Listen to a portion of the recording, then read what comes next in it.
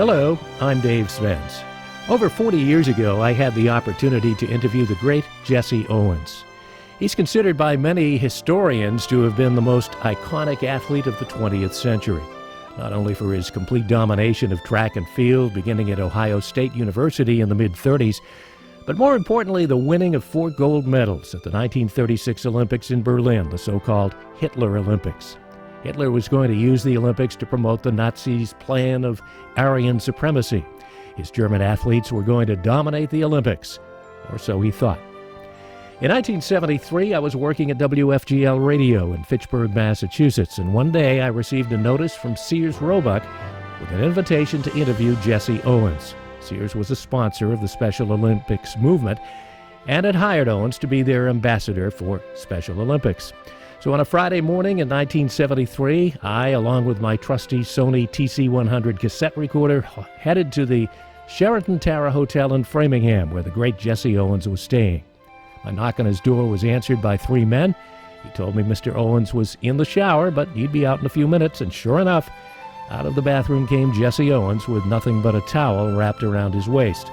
We sat down on the edge of his bed and did the interview. Me, the scared-to-death small-town reporter, and this larger-than-life legend still wearing just that towel around his waist. He had a great voice. He was one of the most articulate people I've ever interviewed. Again, this interview was audio only, so I've added some pictures and historic film. I hope you enjoy it.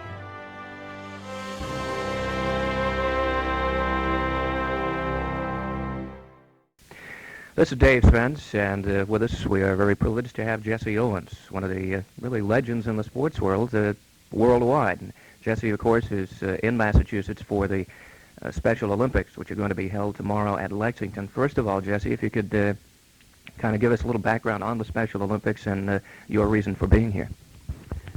Well, David, first of all, the reason for being here is because of Sears and Roebuck's, and they have graciously asked me to come to take part in this Special Olympics. And Special Olympics has a very special meaning to me.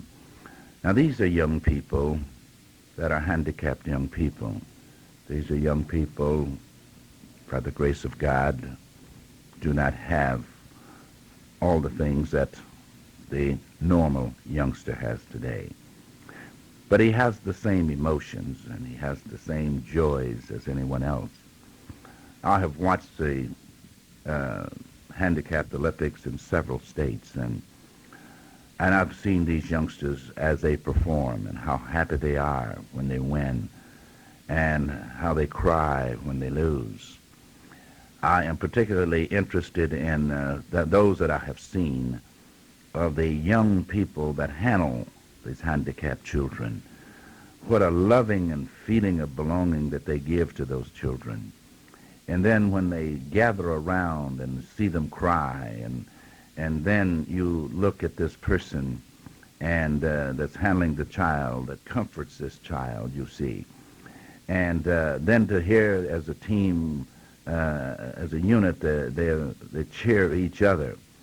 And this is the kind of thing that is heartwarming and it pulls at your heart, but yet and still you begin to look at them not as handicapped children, but children that are out there giving their all on this day in whatever event that they're participating in.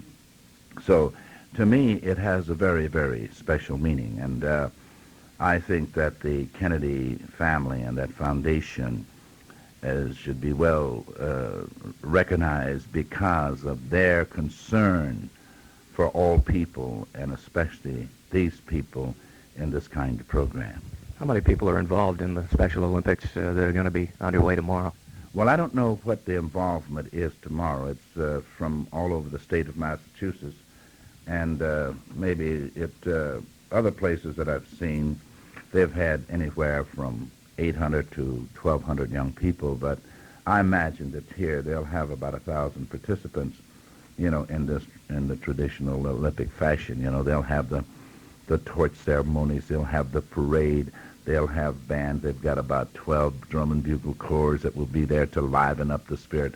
They have some very interesting citizens that will be there to make certain remarks and to inspire and motivate these young people. And I will have the privilege of speaking to them and also being able to present some of the medals to, the winners that are going to be there. And, of course, these winners go on, to the national championship wherever they're held. Usually they're held in Los Angeles, and they're going to be trying. Do they perform in or compete in regular Olympic-type events, or do they have special events depending on their handicap? Well, they have special events. They have, they have their 100-yard dashes, their 50-yard dashes. You see, they don't go into the traditional Olympic thing because I think that young people sometimes are too young for the, the many, many miles of 5 miles, the 5,000 meters or 3,000 meters or the steeplechase or whatever is held in the Olympic Games. But they have the shorter events, and they have high jump and broad jump and shot put and all of this sort of thing that what you're capable of doing, you see. They don't put them in events that, works a hardship or burden on them, but they put them in events that which are interesting enough, and enough events to keep everyone and all the spectators vitally interested, you see. The regular Olympics, not the Special Olympics, of course, have been coming under a great deal of controversy in recent years. Of course, the Israeli tragedy the last time around. And there's been a lot of discussion about the Olympics really aren't what they used to be or what they were meant to be. How do you look at that? Well, to me, that's a negative attitude. First of all, we talk about the Israeli and Arab situation, which was not on the agenda of the Olympic Committee.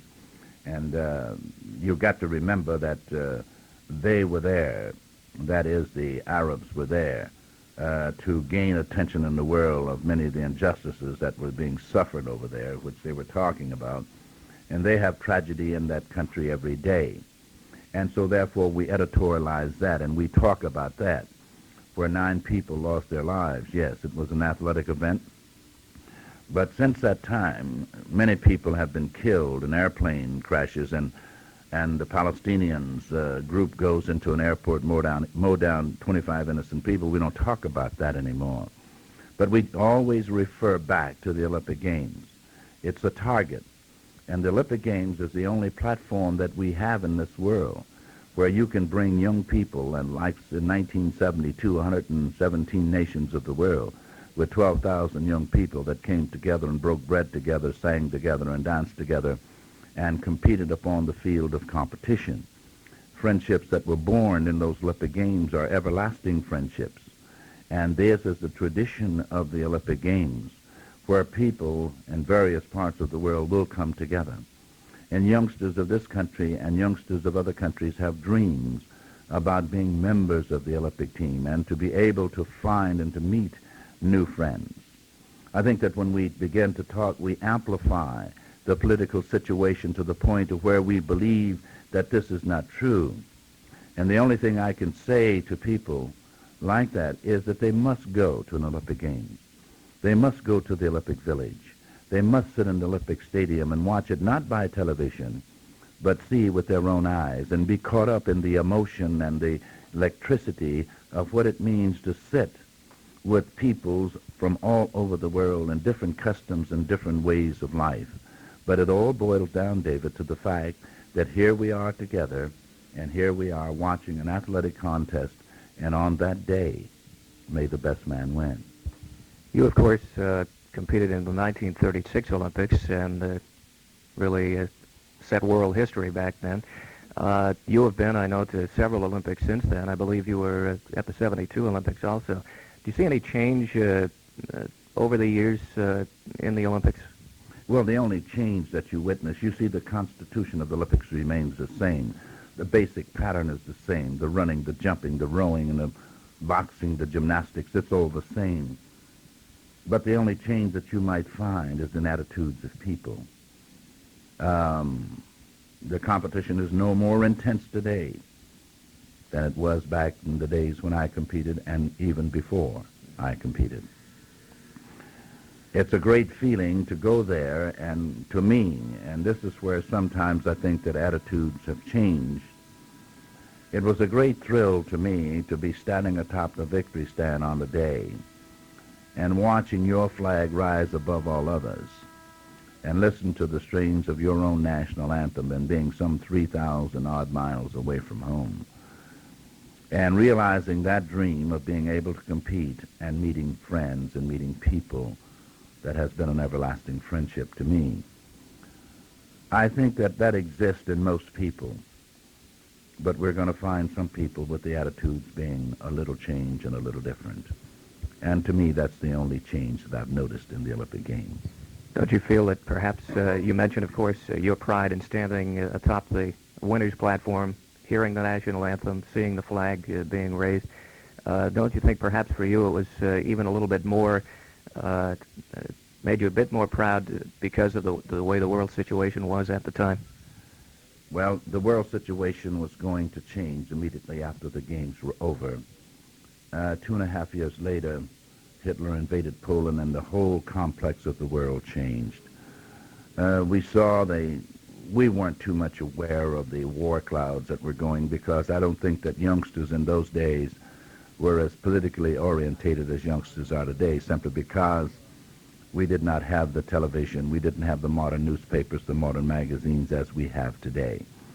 Something happens in Europe today or happens in this country, the Europeans know about it that evening, or we know what's happening in Europe, the same day or maybe even before the day is over, because of our modern means of communications. And I saw Hitler during the time. I wasn't concerned with Hitler.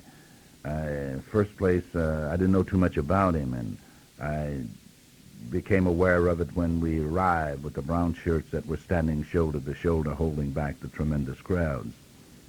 And then I saw the Nazi flag flying everywhere. And but it didn't bother me, because I didn't go over there to run against Hitler. We had 54 other nations of the world, and they had their best boy in the events in which I had been entered, and I was to compete against them. So my concentration was upon those that we were competing against. Now, when the Olympic Games were over and we began to travel in post-Olympic Games meets throughout Germany, the German people were tremendous. We had tremendous ovations everywhere we went. And of course, when we got back home, you began to look at it, and it became a little disturbing. And then 2.5 years later, your fears were confirmed because of this man's lust for power to control and to, rule the world. A year before the Olympics, 1935, you did something that nobody had ever done before and nobody has done since, and that is break or tie 6 world records. Now, I notice promotional information here, they say 4, but according to the Guinness Book of World Records, 2 of those records, the 220 dash and the 220 hurdles, were also sanctioned as 200-meter records.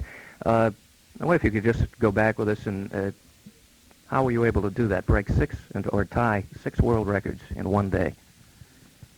Well, David, if you're going to reflect, you think about the day that started. I had a terribly, terribly sore back, and I had heard it 2 weeks prior to the opening, 3 weeks prior to the opening of the Big Ten Conference at Ann Arbor. And on that day, I could not run a quarter mile to warm up, which was customary, and then do your calisthenics and loosen up for the event that was to come. So we had it, and it's a funny thing. I can remember the coach thinking in terms of scratching me for this race. And I asked him, I says, well, if I'm going to lose it, Coach, let me lose it running. And psychologically, I don't know what happened. I got out on the mark, and I had to have my teammates help me get my sweatsuit off. And the man gave the command of, on your marks, it went down, on the command set. The gun went off.